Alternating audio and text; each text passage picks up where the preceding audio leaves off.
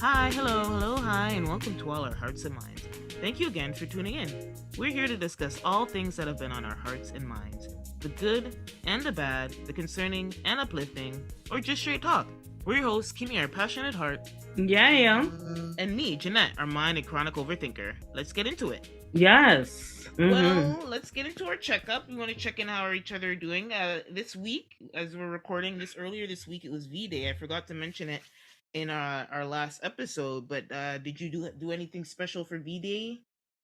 I didn't. Mm-hmm. I didn't. But you know what? Overall, the week was pretty good. Yeah. So I was looking forward to this long weekend because Ooh, here in yes. Canada we're celebrating Family Day, which is Mm-hmm. on the 20th of February. So it leads into a long weekend. So I was just really looking forward to that, and I was counting down every single day. Yeah, long weekend. Because I these long weekends are necessary at times, and so usually from like February right back until like I would say September, we have a lot of long weekends coming in between, and so I'm looking forward to it. So this week wasn't that bad, I can't complain really. That's How good. about you, girl? Yeah, it was a good week. Nothing exciting. Um, Yeah. Hmm. I find that I don't have a boo thing to celebrate V Day, but I find even the married people, like my coworkers, Oh, I thought you said Me Day, V not Day. Oh, well, we V didn't do Day, much. Valentine's Day, Sorry, my Valentine's. bad. We didn't do much at all. We just, we're gonna do something like tomorrow when we're child free. But Yes, yeah, makes sense. yeah, go to the movies or something. But on actual Valentine's Day, no, we didn't do much. It was a Um, weird day. It was like a hmm Tuesday and middle of the week, and and I find less and less people, especially if you're in a long term situation, it's like that's okay. That was the consensus I got around, at least the people I work with. Um, I'm not into the propaganda. You know what it's I mean? yeah, it's a money making thing. I actually saw an interesting stat where they said Valentine's Day is actually the largest card, like the card industry. That Hmm. if it's not the big, I think it's the biggest. That's when they sell the most cards. It's not Christmas. It's not I Yeah, thought because it not was because everybody believes in yeah, that's true. like You're right. Christmas. Christian, because that's Christian based. Yeah. So V Day, the Valentine's Day, is actually they make the most money for that holiday. I was like, interesting. I just like spreading love. Yeah, we Try could to, do that every spread day. love that day. Yes, yeah. I'll wish somebody a happy V Day or something. Or Hmm. somebody bought treats. I didn't have time, so but the spirit was there. Hmm. Yeah. Okay, so that's good. We're doing great. So we'll move into the headlines, and I just wanted to just start with the headliner, which would be Miss Riri's concert during Yes, that reread. random game. In between that random game, we got to see a Right? Rihanna concert. So I would say, so I was watching it. I was anticipating. I don't know what I was doing. I was tidying up. It was a Sunday, so just getting ready for work. I'm like, wait a minute, it's 8 o'clock. Did this thing start yet? So Hmm. when I went in, it was just winding down the second half of the game, and and so it didn't start. So I was happy to catch it, and I was like, okay, here we go. And I'll be honest, like going into it, I'm like, I know, like I hate when people do these comparisons. I know the kind of artist that Rihanna's in is, so I wasn't expecting. I can't be expecting to. I can't be going to see Rihanna and expecting Beyonce. Like I just know them so well, those artists so well. So I wasn't expecting a Beyonce level performance. However, I also wasn't expecting her to have a belly, which is basically her new child on the way, right? Hmm. Because that's so funny. She teased, "Oh, there's going to be a special guest," and I guess the special guest was her bun in the Her, air. yeah, her baby.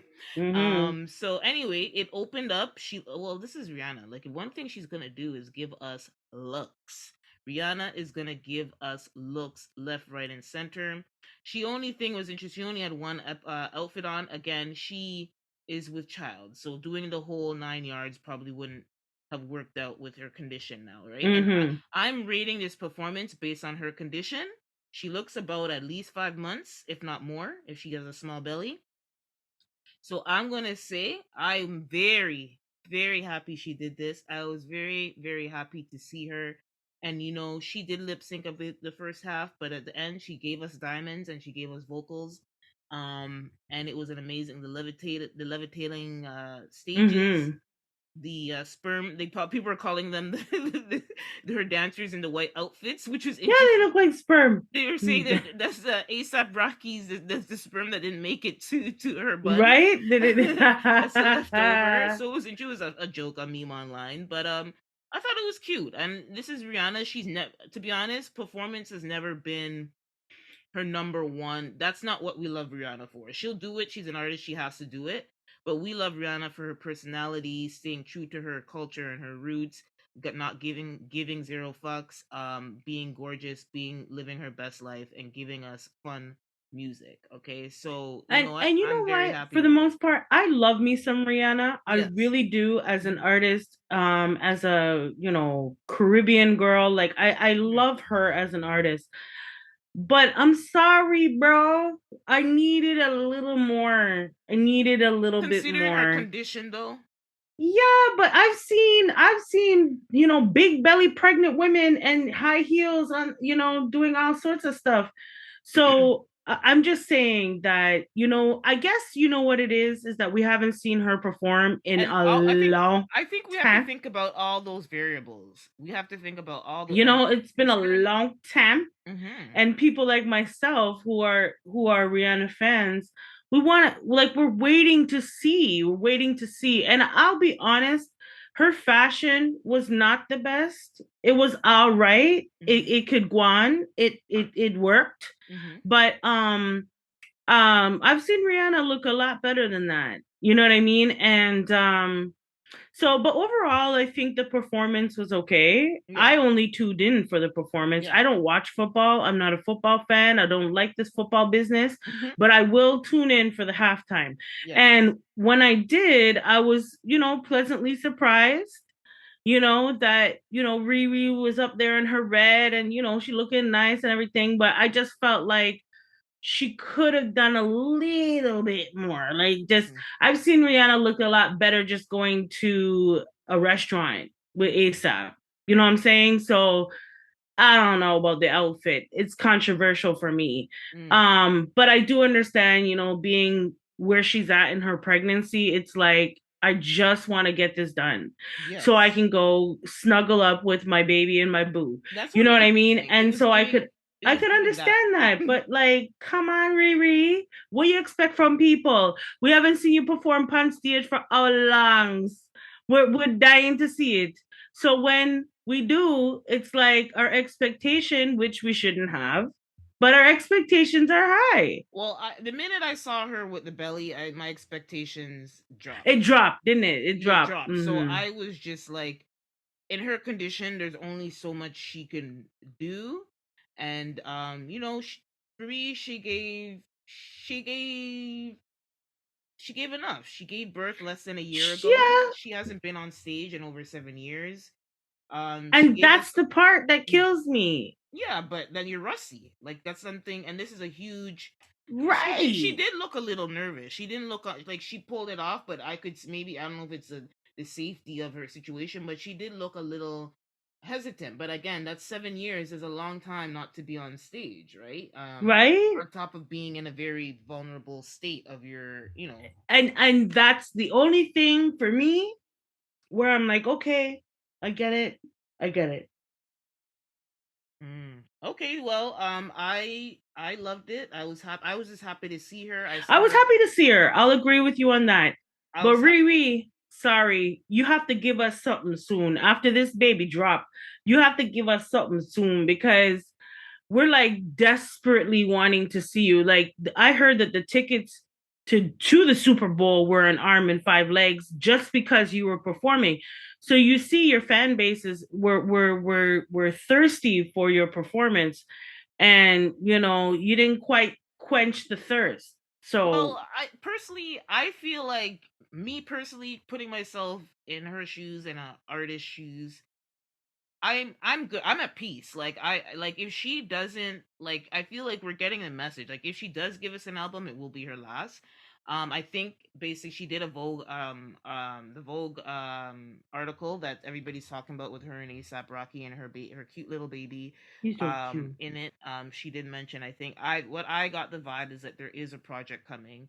But music is not her priority, and honestly it shouldn't be, because like being an artist, as a fan, yes, I love her, but at the end of the day, as a human, as a woman, you Mm-hmm. don't want to be. We see what happens to people in the music industry when they overstay their welcome. So it's like, now she's financially free, she has a $1 billion company, so she's doing music now because she loves it and not because she has to survive, right? So that's a good place to be. It um is. and I It feel like is. if you think about it, in her early career she was giving us albums back to back. So she has 8 albums. Auntie was her last one, which was her best one. She gave us back to back to back albums. They were constantly this girl, they milked this girl, right? So I mean, in all honesty, like, I get what people are saying and they're thirsty, but I think she just did this performance because they asked her before. She said no because she was in solidarity with Colin Kaepernick. But then Jay Z and Rock Nation Jay said, Z called in a favor, Bridget. He called yeah, that favor in and quick I time in think a that's hurry. why she did it, not because it was her dream to do it, but it is a dream for a lot of artists, and it's something she could take off her bucket list. But I think she just did it because, again, like you said, the fans wanted to see her, and you know what, it was fine. Here it is. And But the personally, I'm like, fans have been wanting to see her for how many yeah, but the long the time now? fans are always gonna want things, He so you did can't. that for Jay Z, point blank, Okay, period. sure. That's what I think. I think Jay Z said, listen, listen, Yeah, I Rihanna. agree. I agree. That's what I'm saying. That's what I feel. Like, that's what it's like saying, like, we're And that kind lucky. of reflected in the performance. Exactly, exactly. I agree with you. And we're lucky, but I'm happy she did it because I this is am happy. I am, but I'm Rihanna, if you ever hear this, when you drop this baby your song, just Mhm, give us a little something, yeah. mhm, Because if that's the end of your performance life, if this is, music going on the back burner for you, mhm. leave us with something more, Brethren. I That's think all we're me I gonna. say. She said in the article, I think there's something coming this year. She can't give us a time, but I think this year it's gonna be. If not this year, early next year, it's gonna come. I think she wants to go out with something, or maybe even you have to test. Like, sometimes you fall out of love with something, but it's like, it doesn't hurt. Now she's had so much free time, Yeah. she can, like, she could throw it out there. It doesn't matter if it does good or not. Her fans want it, and if it's there and the energy's there, I'm sure she'll ride that last Yeah, wave. exactly. But she has found financial freedom. Yep. So we'll see what happens. But And again, congratulations, Rihanna, on the second baby outcome. yes, yes, new baby. They didn't wait, but it's okay. She wanted to have her No, man, family. she wanted back to back. She wanted children from time. Yes. So, you could always tell how she was with her nieces and nephews and stuff like that. Mm. So you could tell she's been wanting to have a family. And so I suggest doing it just like how she's doing it, back to Yeah, at back. this So stage, yeah, might as these well. kids will grow up together and there won't be an age gap and all of these things. So, Mm, and she's happy, mm, she's happy. That's ultimately what I want for her. Is just I want you to be happy. And if it's with ASAP and you guys want to make a beautiful family, then kudos to you, girl. exactly. Yeah. Mm-hmm. Okay, so that was a recap, and then down to some controversy. Controversy. Well, So, Billboard released a top 50 list of the greatest rappers of all time. And as is the norm in the standard when these top lists come out, we were talking about the Rolling Stone top 200 singers a few weeks ago, the controversy around that. So here's a new one, and the big controversy, and the couple people that were upset. The main one being Ja Rule.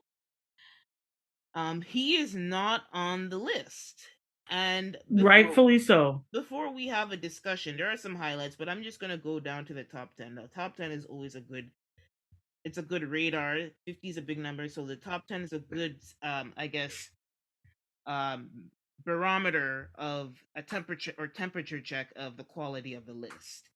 And Mm-hmm. I would say it's not awful. So I'll go from 10 to 1 and the top 10 of the Billboard top greatest 50 rappers. So number 10 is Nicki Minaj. Number 9 is Snoop Dogg. Number 8 is Drake. Number 7, Lil Wayne. Number 6, Notorious B.I.G. Big Papa. Number 5, Eminem. Number 4, Tupac. Number 3, Nas. Number 2, Kendrick Lamar. And number 1, Jay Z. So I think that is a solid. I think it's solid. Yeah, It but looks to be a little bit more on the modern side, like a little bit. yeah, it feels like They Billboard is only interested in what's hot. And mm, so I would say 90% of the people that you mentioned in the top 10 are mm, hot right now. And so like Drake's always been hot. Lil yeah. Wayne's always been hot. Nicki Minaj has always been hot. You know what I mean? So I feel like they're mentioning more of the top hot rappers, not so much Okay. greatest rappers. Here's the criteria. So I found the criteria. So I think that's important when you're looking at the list. Yeah, because I do feel there's a few components in here. They did clearly it wasn't strictly lyricism, even though they did have some of the top lyricists in that number, the top 10. So teams took into account the following criteria: body of work, so and achievements, meaning charted singles, albums, platinum, and all that. Okay. Cultural impact and influence, yes. Longevity, good point. That would explain well, okay, longevity, lyrics, meaning like storytelling skills, and flow. All right. So looking at that Okay. and going back to the top 10, Biggie and well, they I guess they put Biggie because of impact. I guess they're called like these are all variables because obviously Biggie and Tupac. Actually, Tupac has a pretty big body of work considering Yeah. that he died young. And But seems to still be coming out with work, although right. he's been dead for how many years. But yeah. Okay, here's some of the ones that here's a couple that were through me. Jada Kiss at 46. Right. But I guess why do you sound okay with that? Why is that? Jadakiss is a wicked rapper. Like Mm. um he doesn't meet all of that criteria for Mm. me. Yeah. He doesn't. Mm. But he is a wicked rapper. Yeah, so he has But a there's some people that I feel outside of Ja Rule that should have been on that list. like who? Because they might be on it. Like two people specifically, and that is Remy Ma That's okay. and Papoose. Well, I think Yep. Papoose they don't have an okay. I The could see reason why I feel like Papoose should be on there, and yes, he doesn't have a very large what body do of they work call it? A or diss even off. brand recognition. He doesn't really. Mhm. However, he definitely was on a movement. He was in his lyrics. He's trying to kick knowledge to a lot of people, a lot of people who might not have access to knowledge in terms of law. Mhm. If you listen to Papoose, he's kicking some straight facts Mhm. in terms of legalities and how to proceed through the world as a rapper, as a black man. So I felt like maybe he should have been somewhere in there, but I know for sure Remy Ma should have been on that list. No, I know she doesn't have nearly as much.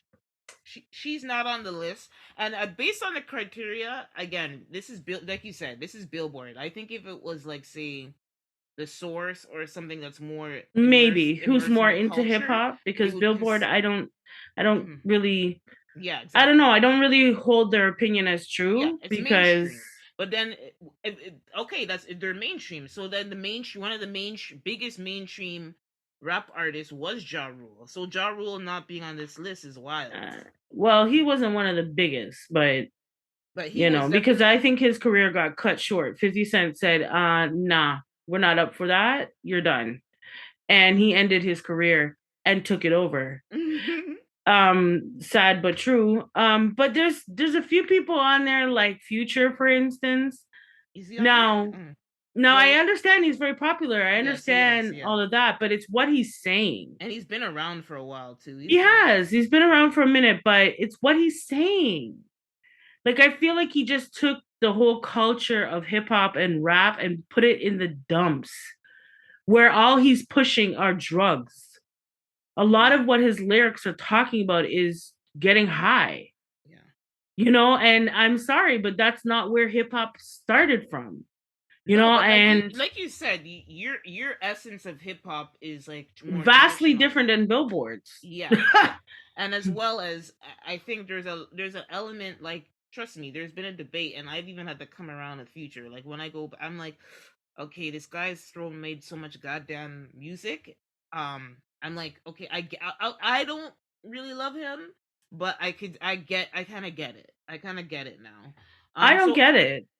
now Ja Rule. So now Ja Rule, I definitely think Ja Rule should be on this list, no doubt. He Is should be on the list before Future. I'll agree with you on that. oh god. I don't like Future. I don't like his music. I think Yeah, it's shit. just because you don't like him doesn't No, take it's away. not just him. It's his lyrics. It's what he has to say. Yeah. It's where hip hop originated from and how far he has strayed it. So for me, it's like, nah, fam, you shouldn't be on this list. Yeah, okay. What did you promote in our culture, in the hip hop culture, to smoke or to pop pills? Like, is that what you pushed? Mm, When I look at all of these other rappers, and I wrote them all down, mm, and I look at all of like their music, it mm, was profound. mm, That's why it even made it on Billboard, because it was able to be crossover music. It mm, was able to take hip hop and bring it to the masses, where someone like an organization like Billboard would even penetrate it. yes. But for me, I just feel like I don't know. Future, I don't like his music. Never Mm, have, never will. Sorry. I don't care okay. what fresh beat you put behind it. I'm just not down for it. Mm. So here's what Ja Rule had to say. Yeah, so after they released the list or the article, he tweeted there ain't 50 rappers dead or alive or waiting to be born better than me. A little aggressive. Hold on. He said congrats to everyone on the list. Well deserved, but check my resume. In the second tweet the next day, he said, "Music is subjective, but if we're talking numbers, I'm at least top 25 in all categories: record sales, top 10 singles, #1 singles, #1 albums. What Yeah, are we maybe for talking? pop, but What are not we hip hop. talking about? Impact or influence? Even my enemies adopted my style." Okay. Okay. So that's what he had to say. And here's some of the stats that he was talking about. He sold over 20 million albums worldwide. So that's double diamond. After scoring three #1 hits on the Billboard Hot 100 as either the lead or featured artist. So those are the Yeah, and stats. majority of your songs were they were very pop. Like one of your biggest songs that was with J Lo. I'm sorry, that wasn't a full representation of hip hop for me. That was very much bubblegum rap for me. So for you, you think he shouldn't be on the list? No, I think he should be on the list, and Mm. he could take future spot. Um, to be honest, Okay, no, so I think he should be on the I list, think and he should I be on the agree with list him based on the criteria. He should be on the list for sure. on the criteria. Mhm. But the criteria coming from Billboard. Okay. I mean, Another big artist who didn't make it on the list was Ice Cube. And so TMZ caught up with Ice Cube, and his comments were. It's funny. There are a few NW. There was Ice T. There's a few. Obviously, Ice T, Snoop Dogg. There's some big West Coast people on there. He said, and he made some influential music. I think he maybe dropped his priorities changed, but then when he was making music, Ice Cube, whoo boy, he went in. He went in on the society and yeah, institutional. he had a whole movement. Yeah, He total movement. You so know. he told TMZ, "I don't fuck with Billboard or the editor. Billboard is not hip hop, so their opinion doesn't matter. So who gives a fuck?" True. It's I'm an sorry, he's right. irrelevant list. It's like assholes. Everybody got one, and they all stink.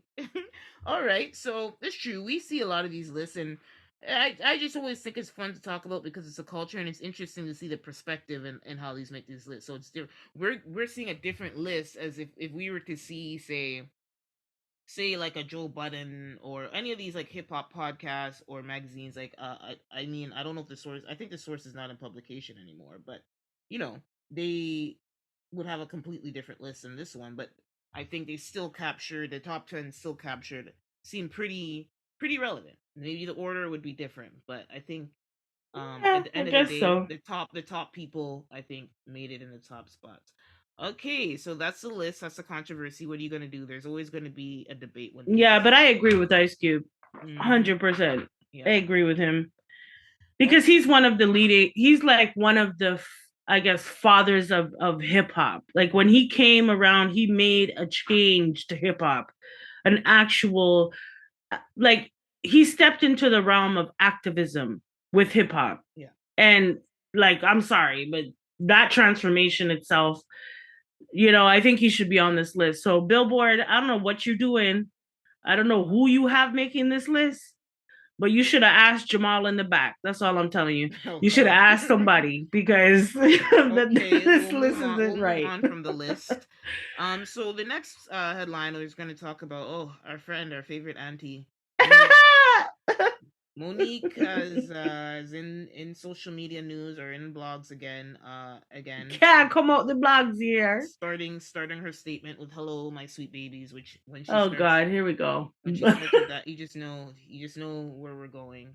And essentially, there was a Sherry Shepherd was giving a review on her show on the movie.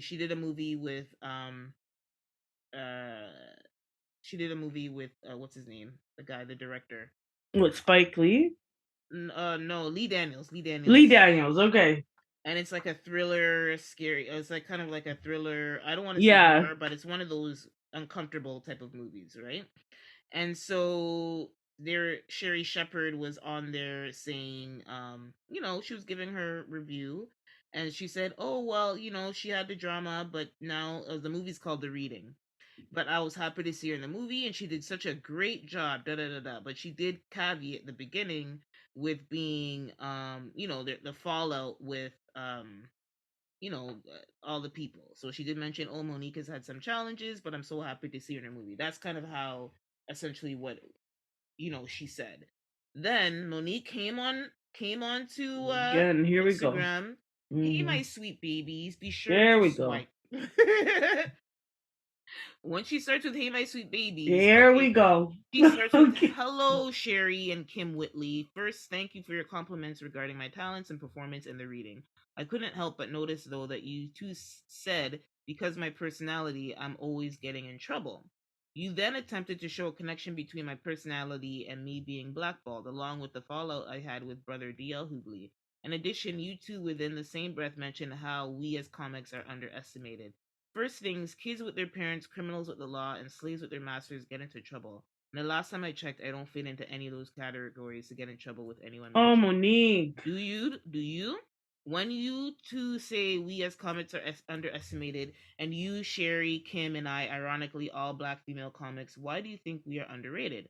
My personality is of such where I have to speak up and out against injustices so we can stop being, as you both said, underrated.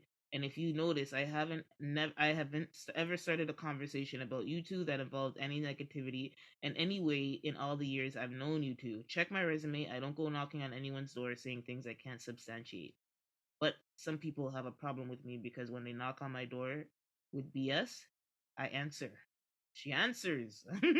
Anytime the team of you two sisters would like to speak with the team of my husband and I, gag, um, we welcome it. Thank you two again for the compliments, though backhanded.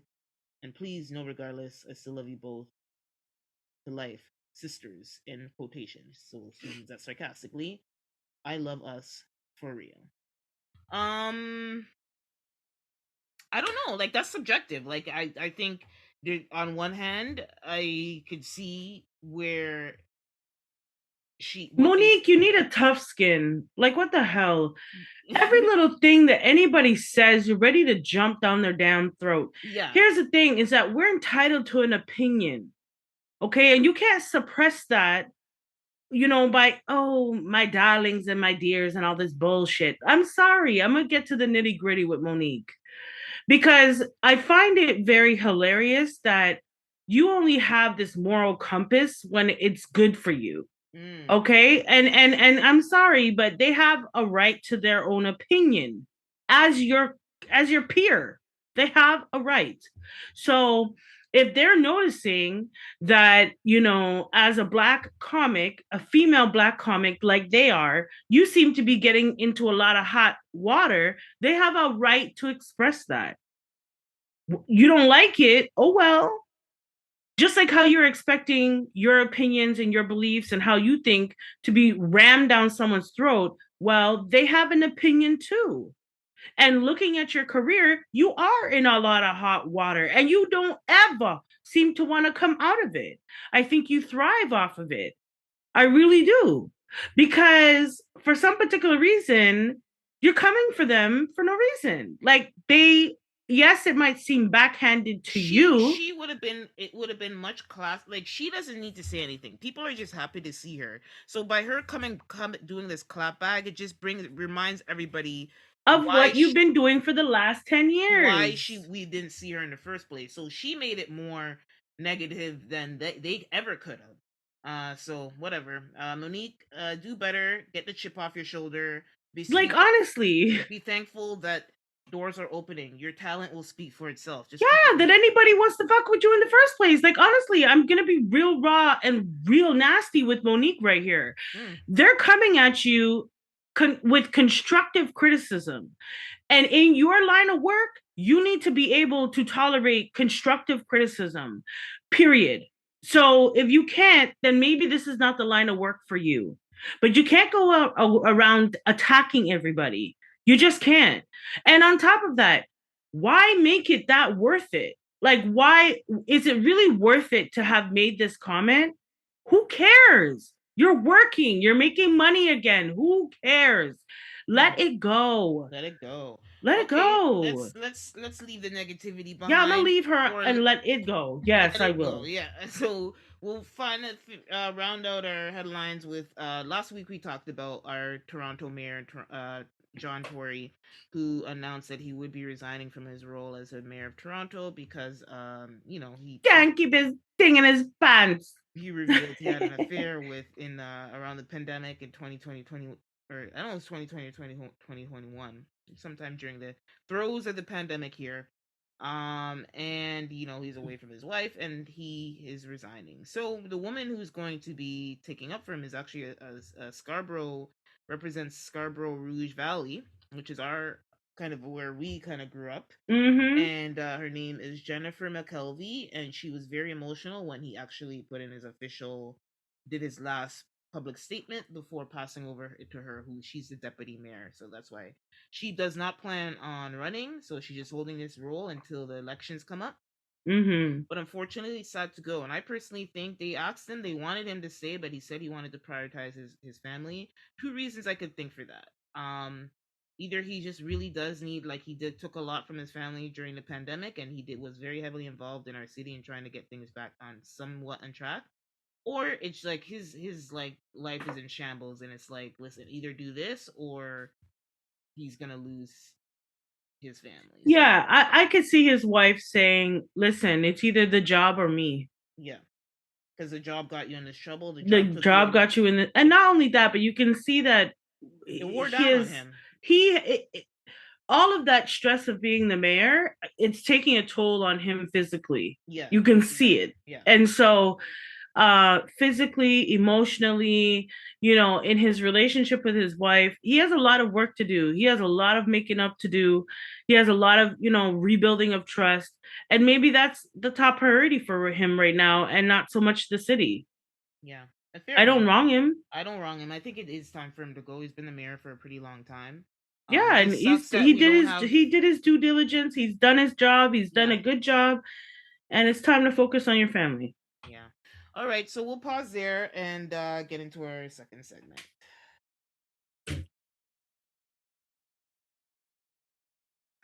Okay, so we haven't done one of these in a while, but I wanted to do a what we're watching kind of review because I was recently got obsessed with a couple of zombie like shows. So HBO has this new show based on a video game called Last of Us that was released, and that made me, because they're doing it, it's like every week it's new, so you have to wait for weekly episodes, which it sucks when you're used to streaming full seasons. So I was like, what else is there that I could watch that's similar because it's so good?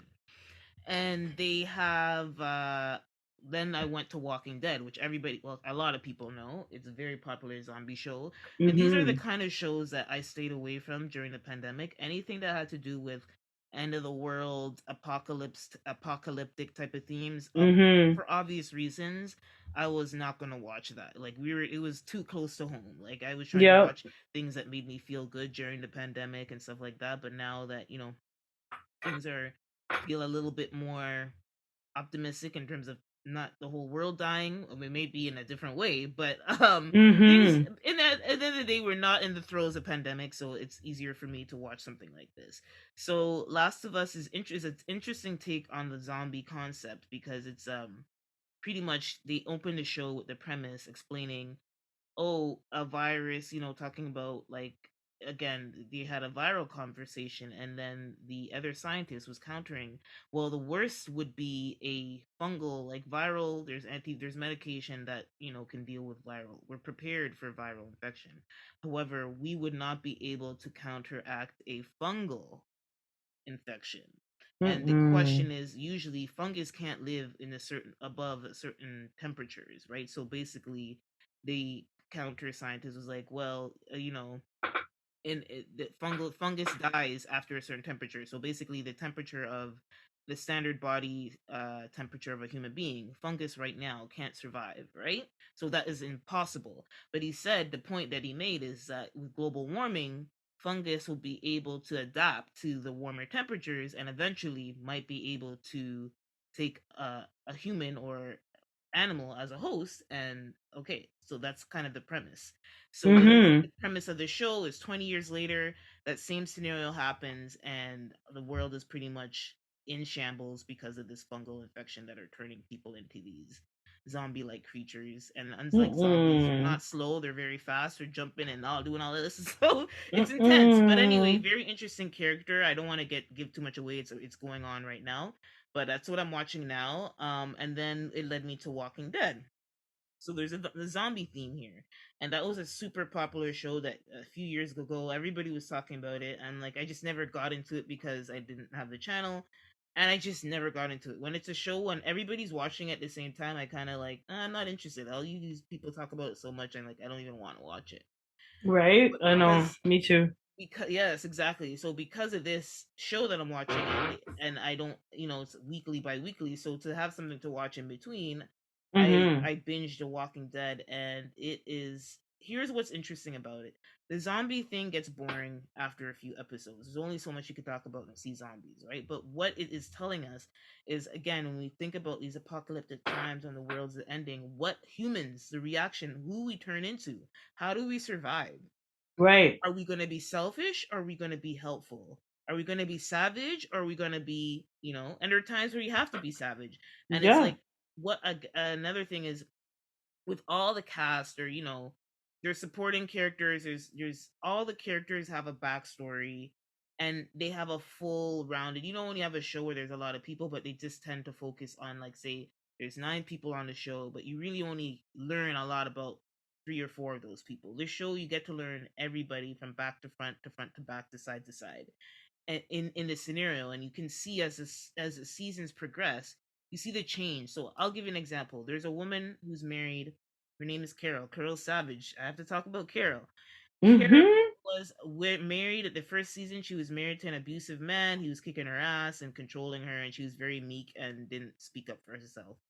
About 8 seasons later, Carol knows how to shoot a gun. Carol is like, listen, if you look Mm-mm. sick, Carol's gonna kill you. Carol was Mm-mm. like, I mean, it's like you just see that progression of how you have to change to survive, and not because you want to, but you literally need to. You Um, have to, yeah. you have to, and I understand it's not everybody's cup of tea, but the zombie thing does get tired. But I'm like, these fucking zombies, they just keep on showing up. But it is Mm-mm. that's the presence of the show. But really, it's an interesting. They do a really good job with building these characters and just seeing how they evolve, living under this kind of, not only stress, but obviously, like, you're literally running for your life, or you're doing Yeah. things to, like, You're under a constant stress. you're under a constant stress just to live, and more to less Mhm. have be comfortable. So definitely, Um, it took a while for me to jump on the bandwagon, but I'm happy I did. It all the chat that people give it, The Walking Dead, it's worth it. I've been enjoying it Mm. very much.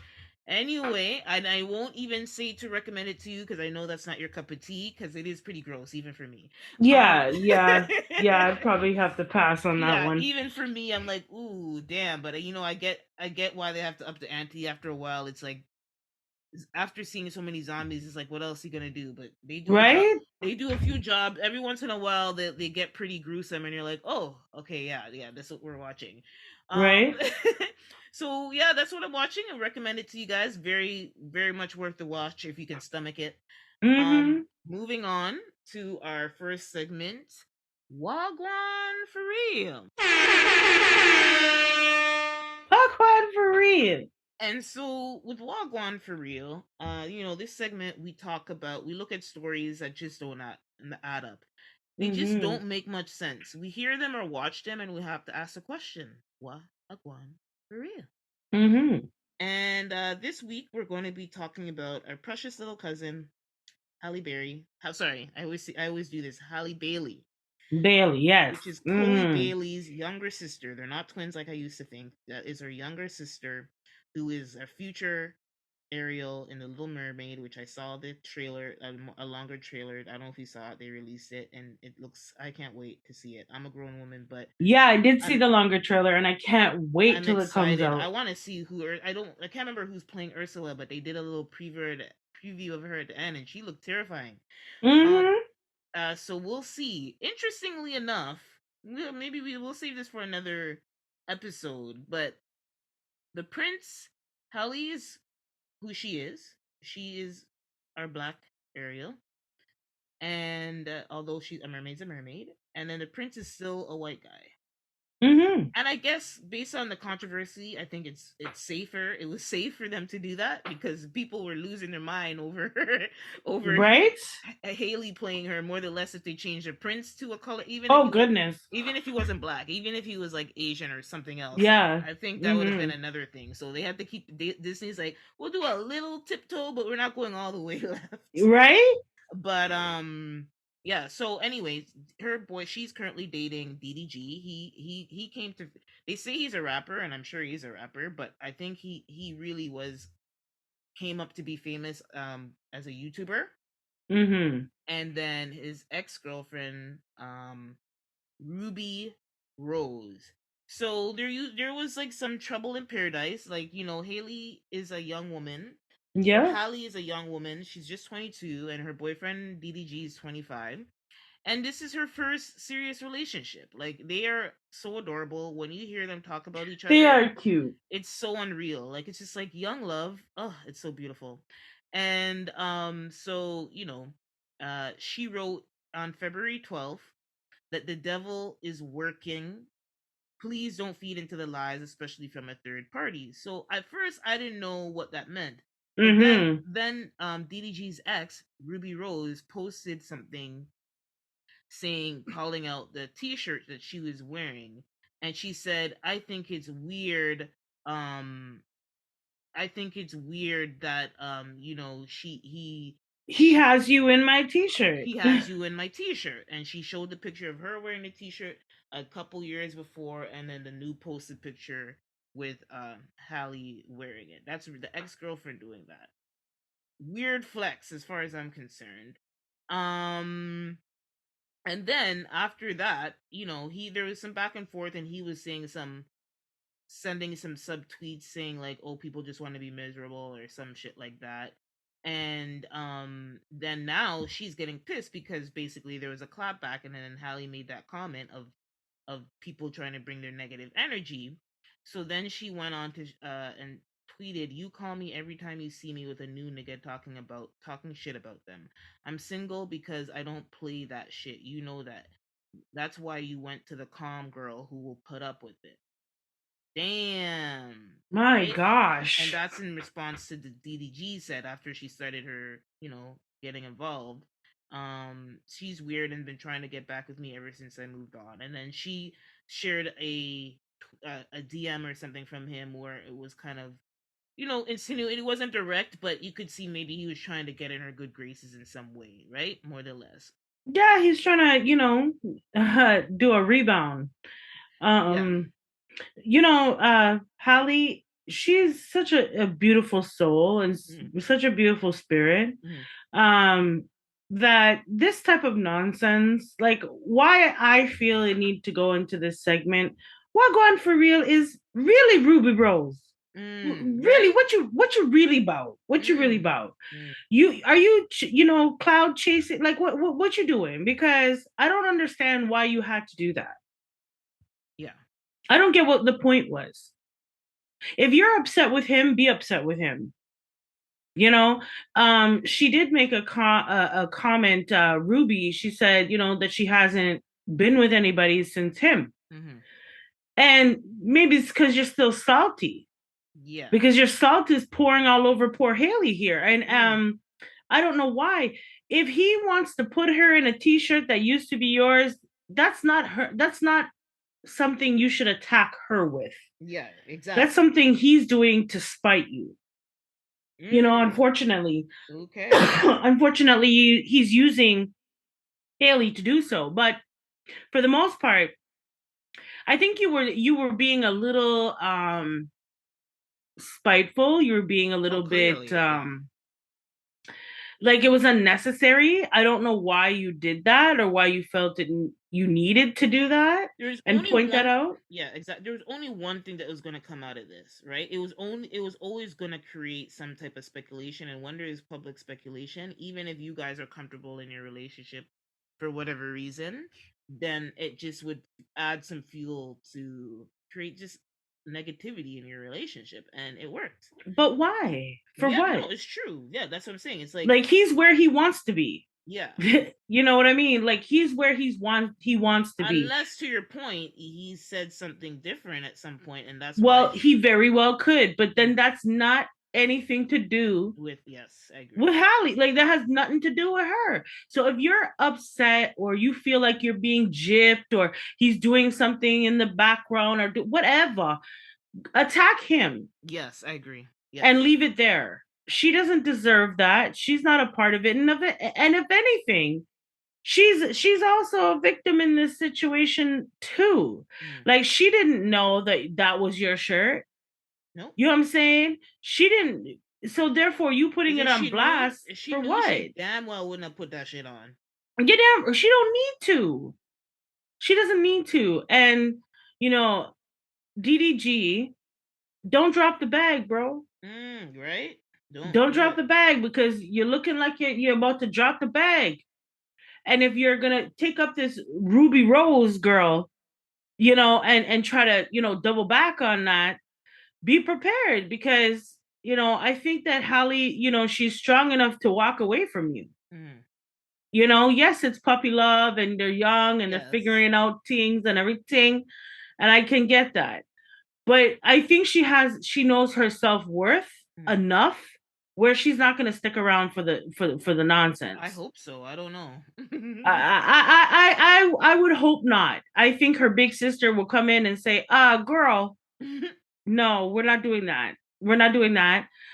So unless he wises up, he needs to be gone. In terms of her, there was no need for you to attack her. There was no need for you to try to belittle her or make her feel any sort of way. Yeah. If anything, if you were really, about woman empowerment and helping your fellow woman, you should have DM'd her on the low, okay, and said, "Girl, I don't know if you want to be wearing that shirt because that used to be mine." Yeah. So, yeah. Do it on the low. Like doing that publicly, or You know, she was you're trying you're to make you're it. clout chasing, like you're Yeah. looking for some benefit off of this situation. You're sitting there with your salty self because your ex is now with someone who is better than you. And I say better than you because you don't see her doing this type of nonsense. No, she's just living her life, living She's her living best her life. best life. Okay, Mm-hmm. Little Mermaid and everything. She's living her best life. She don't got time for this. So for me, Wagwan for real, DGG. What you doing? What you really doing? Well, and Ruby too. Both of them. I don't know Well, what they. Ruby kind of spilled the beans a bit. Mm. she's been, like, her doing all of the shenanigans is kind of spilling the beans a bit, you Mhm. know, because why would she have any ammo? Why would she say anything Yeah. unless he was doing something in the background? Yeah, You know what what I'm saying? she tweeted, what she tweeted that started the whole. I mean, maybe something was going on in the background, but like what was started the whole public and where I actually got finally understood what was going on, because I think the rumors started even before this tweet showed up. But having your bitch wear my clothes is crazy. I like Halle. DDG is a weirdo. Is a weirdo for show for sure. Now, if you want to hear a double-handed comment, Mm, that's one right that's there. How one you right say you there. love me and call me a bitch in the same breath? I don't understand it. That's funny. It's true. I don't understand it. How So am I a bitch? he, I love her, but why you have this bitch wearing my what? I'm sorry. That just doesn't correlate. Like they just don't go hand in hand. So we can see that you're salty.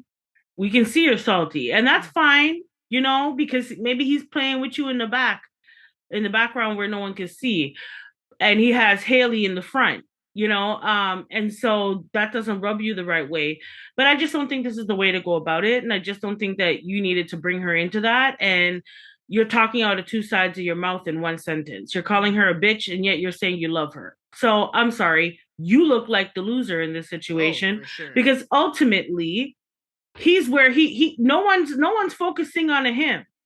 Mm. They're focusing on your stupid ass Because comment. you're attacking our Disney princess. Well, this is the thing, right? How dare you, How dare Little you? You Mermaid? won't come No, for our thank you. sis. You are not gonna come for our little sis. Nope. No, you're not, because she don't deserve that. And Nope. out of all of this situation, she did nothing wrong. She Nope. didn't do anything wrong. She had a shirt on. That's what she did wrong. She put on a shirt, and all of this controversy has happened over that. Like, really? And girl, if you're that salty about the shirt, ask for it back. Like, ask for your shirt We know back. that's not the point. We know. Exactly. So then what? Like, what is the point? That's why I'm like, huh? Me no understand. I don't understand.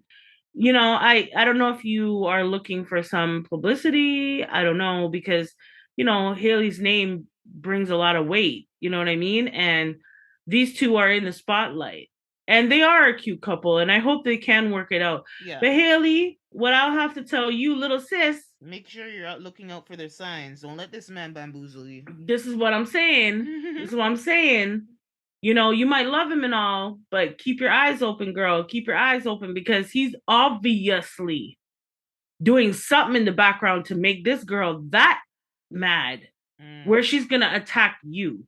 And if you have a man doing something in the background where a woman is gonna attack you, you really need to pay attention, Yep. because he's doing something really nefarious where it's causing her to uprile and come unwound over a shirt. Mm.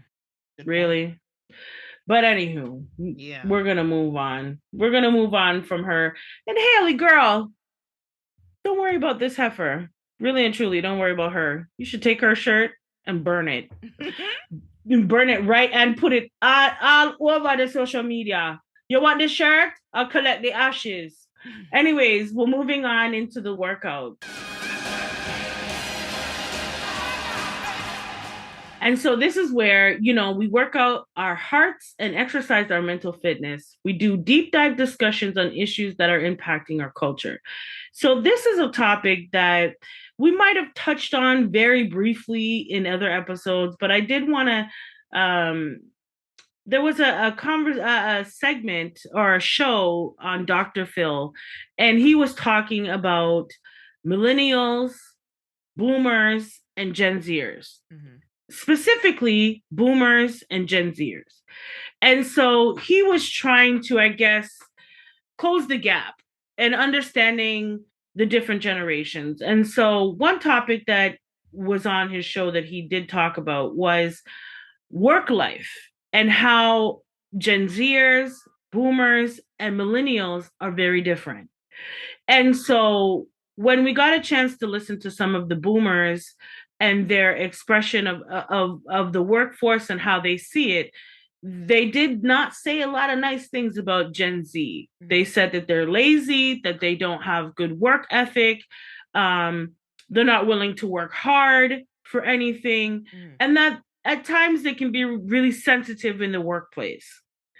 Now we got to see the other side of, as well with the Gen Zers and what they had to say about baby boomers. And, a lot of not nice words were exchanged. However, I think an understanding what at the end of the show was they came to an understanding of each other. And Gen Zers were saying, baby boomers, they were willing to work, like bend over backwards and work hard to please a boss that really couldn't care about them or didn't care about them. Also, with the workforce with boomers, is that they didn't have the same technology. They didn't have the same um, opportunities with technology that Gen Zers do. And so their understanding of technology is also limited. And so the world that we're in right now is very technologically pushed, I guess. And so, you know, I wanted to discuss it more, and my opinion as a millennial, which I think millennials are like, we are like the go in between the Gen Zers and the baby boomers. Mm-hmm. That's what I call them, baby boomers. And so baby boomers are like our parents, you know, Yeah, for pretty some of much. us, maybe even our grandparents. Mm-hmm. And the millennials are like a gap in between the two, where Gen Zers are more free, they're more technologically driven, they're more um everything has to be politically correct in terms of work ethic. You don't pay me, I'm gone, I'm dipping. Millennials kind of balance the two, where we do have a sense of work ethic because it was taught to us directly from baby boomers, Mm-hmm. but we are open minded and we are willing to fight for our rights in a different way in Mm-hmm. the workforce. So let's open up this topic right now. Yeah, Let me hear what you have to think about this, because I think we have a lot to learn from baby boomers um, we do. in terms of work ethic. However, the Gen Zers are setting the tone. Mm-hmm. They're setting the tone in the workplace and what they're willing to accept and what they're not willing to accept. And that's one thing that I can rock with, because baby boomers, literally, they'll stay in one job for all 40 years, 50 years.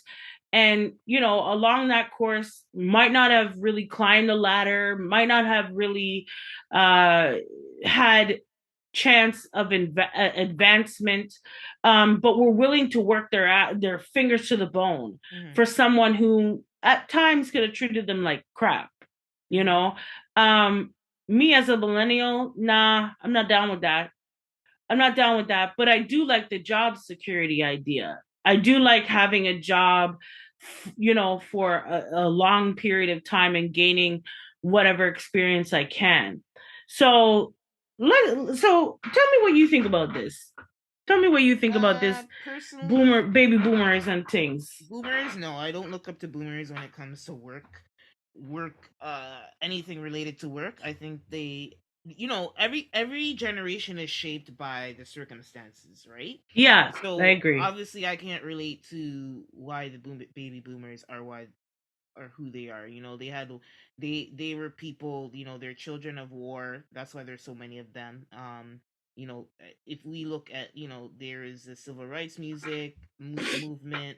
There's a lot of things that happened in their time where there was turmoil. So that's why they lean towards stability and staying somewhere forever Mm-hmm.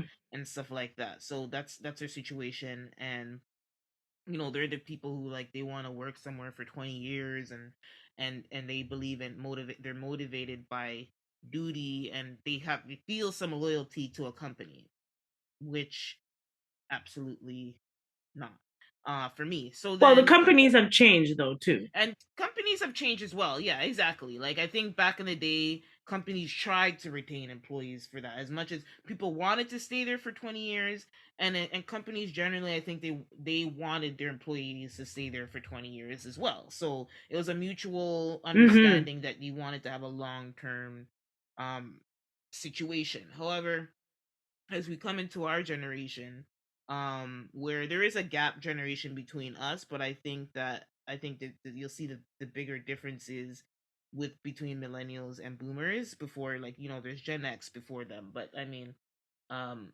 they kind of started where we are. But yeah, so we think about millennials, me being a millennial, I could speak freely. Yeah, like, what's important to me is, like, the company needs to serve me. It needs to be a mutual, again, it does need to be mutual. Like, it needs to give me something, and I Yeah. need to feel like I'm giving them Yeah. something, and I'm not just there because they need somebody to fill a role and I'm bored out of my mind. And management is very the quality of your manager is very important. Back in the day, Yeah. your manager was your manager. Like, when you're a boomer, no matter what their personalities, no matter how they speak to you, no matter whatever, you're gonna stay there.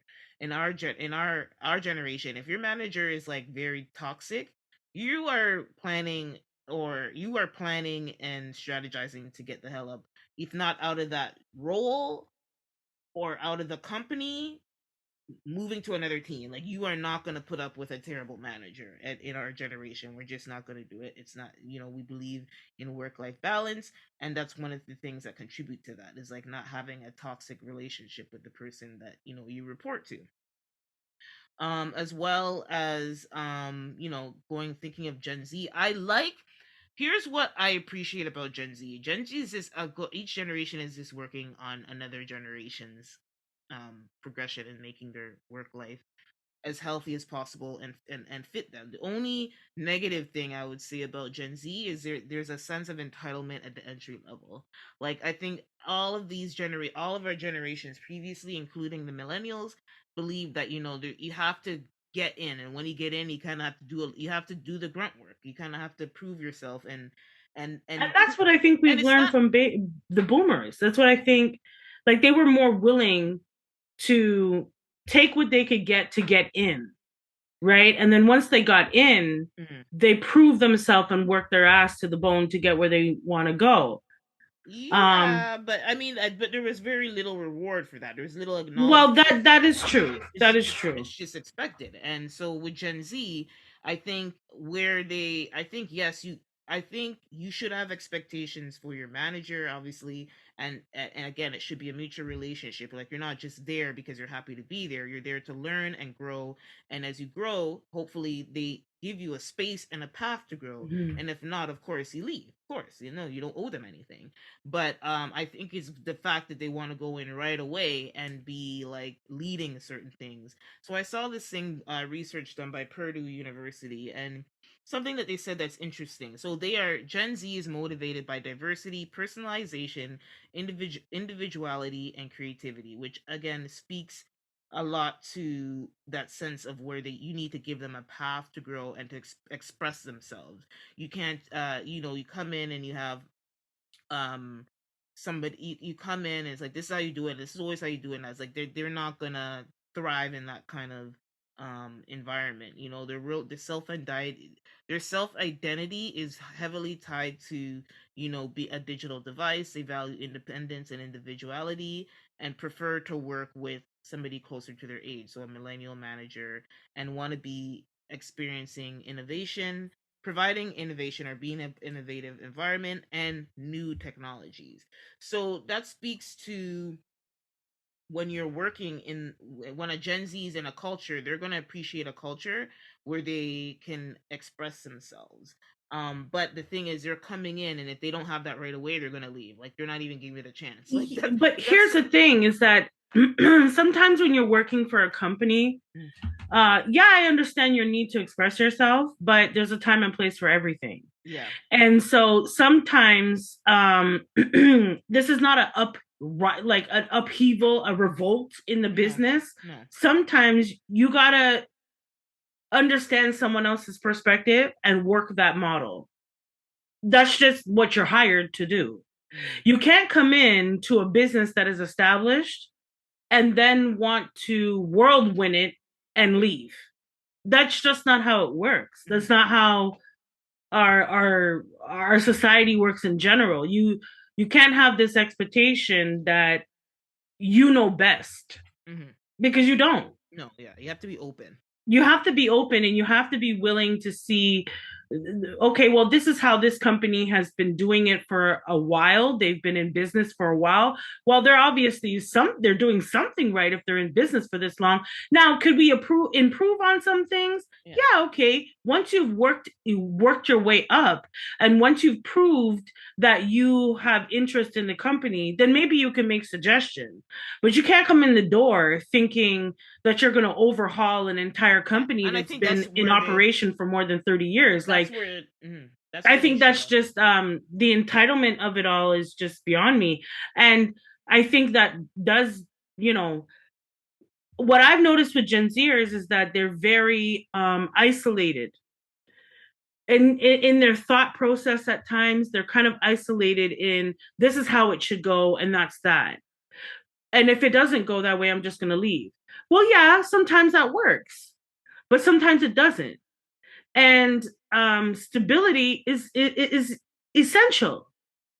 You know, you can't rely on your parents to provide you a place to live forever. You can't.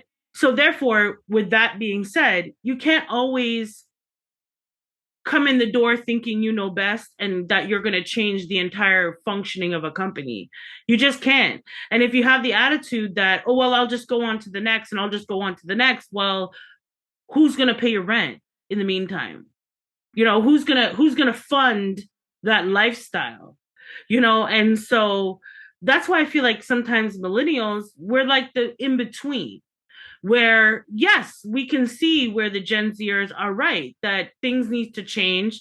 There needs to be, you know, there needs to be a diplomatic approach to it, though. You can't just think that you're right. You have to learn whatever job, whatever company, whatever industry before you can really get your teeth into it and say you know better.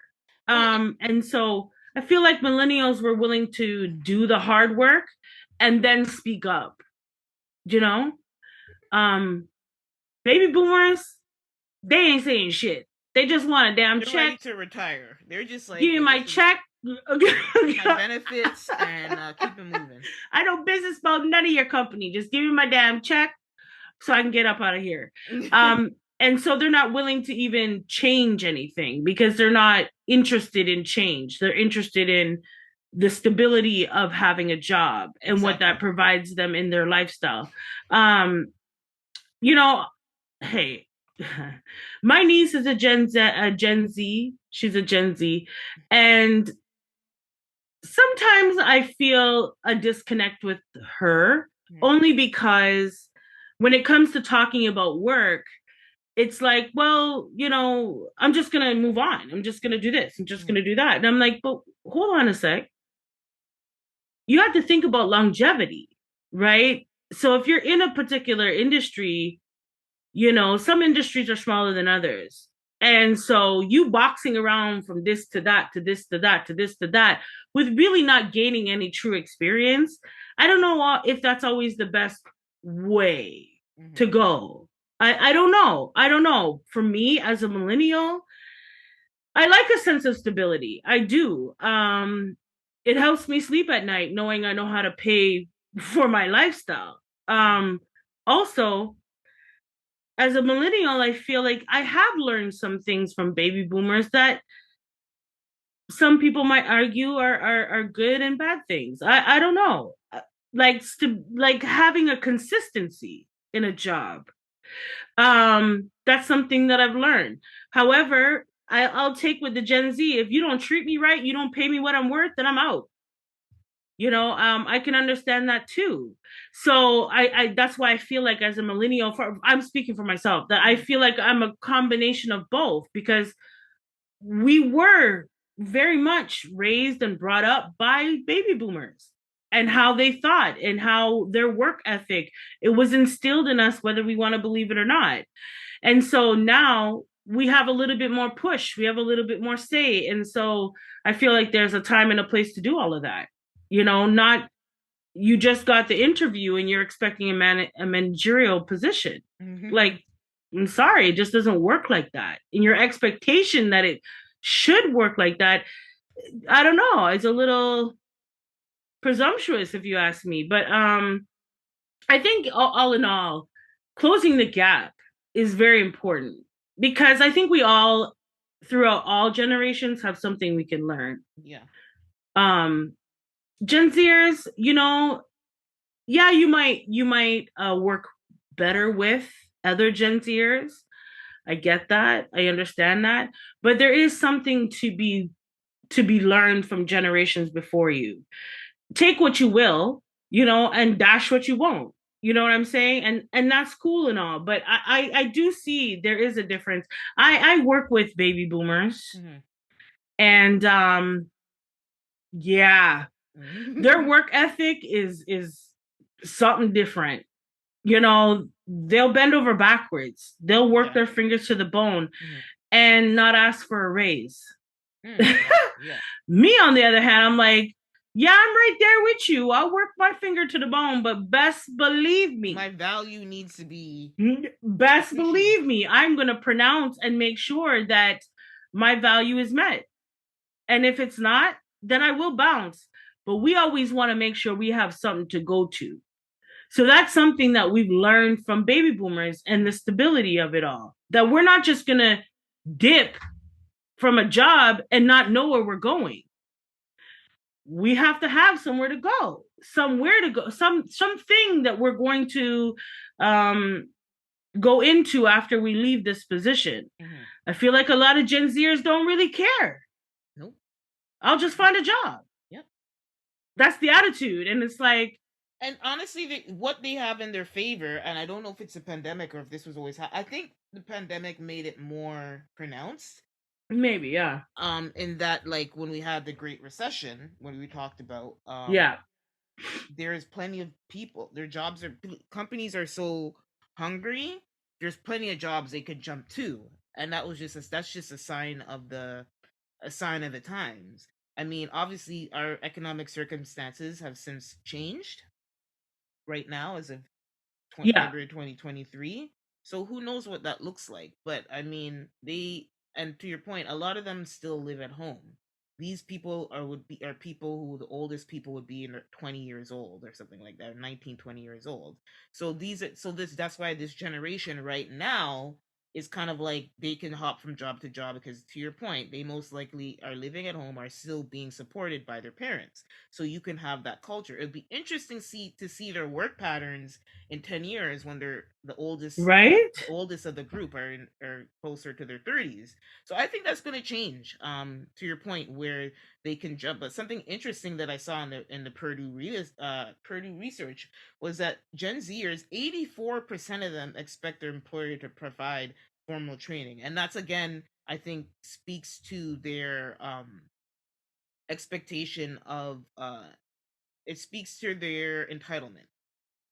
So I guess at first I thought that was a strange stat, considering that they want to be, entrepreneurial and kind of have a lot of individualism, but then still expect to get formal training. However, I think it's a sign again of their age, because somebody that young is going to be going into a job. As much as we're saying, oh, I want to be creative or innovative, you need to train me on this shit. So right, it's interesting, but I think that stat speaks to their age, because maybe because if you go to school, everything you get when you before you do a test, you get a lesson, right? And I think it's just the uh I don't want to say brainwashing, but that's just kind of how what our education system kind of teaches us how to function, is like you get a study guide, and then you do a test. So if you're starting a new job, you should get your training on how to do the job. So it's just like they're still wired with that school mentality. And that's a whole nother conversation, and how we're taught and how the school's education system, but that could be another topic. mm-hmm. That would explain that stat to me. I think it has a lot to do with them being very young and fresh out of school. And we were all, all of us at one point were fresh out of school, but we also had a realistic view on how to get in a position that we were going to have to start from the bottom, that we were going to have to work our way up.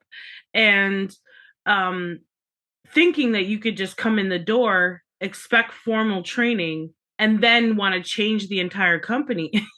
It's very bold Hmm. to think that that's how the workforce works. It just doesn't. Um, you have to remember that a lot of these companies or businesses, or, even, depending on the industry, they're run by baby boomers. They're run by baby boomers. They have not all of them have retired, and Yeah, yeah, they're so still working. they're still working, they're They're still about out there, they're still owning things, they're they're gonna be still out in about 10 years.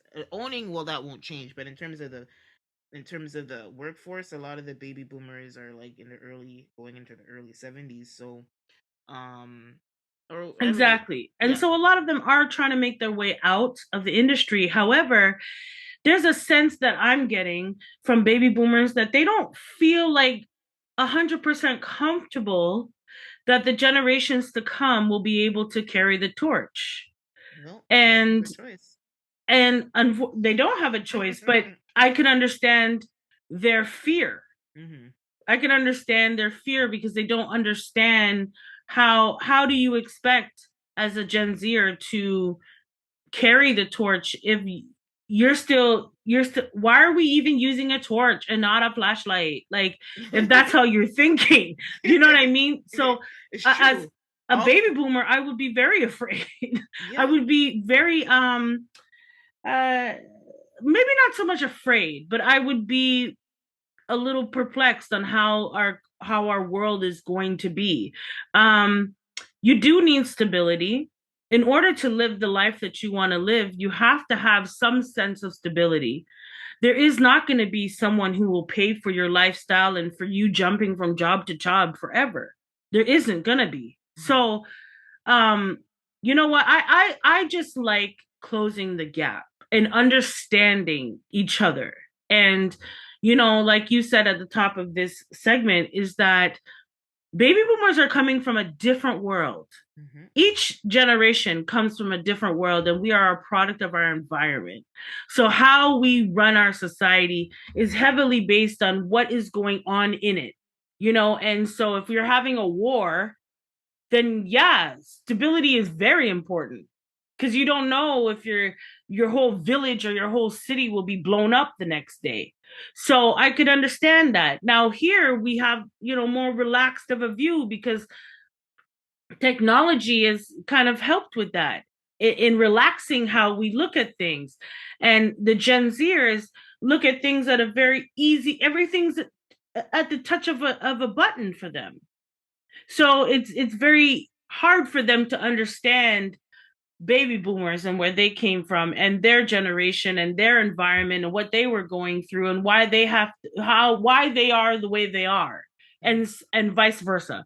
But either way, I do think that altogether we need to look at each other and try our best to learn from each other. Um, because I think that each generation has something of value to carry on to the next. It might be, hard to dig for that, but it's there. It's there. You just have to be open to listening, to seeing why, and then formulate your own educated thoughts on that. And so to end the show, we do hope that your hearts and minds were activated. And so, whether you lead with your heart or your mind, please stay passionate and thoughtful, everyone. We'll talk to you real soon. Bye bye.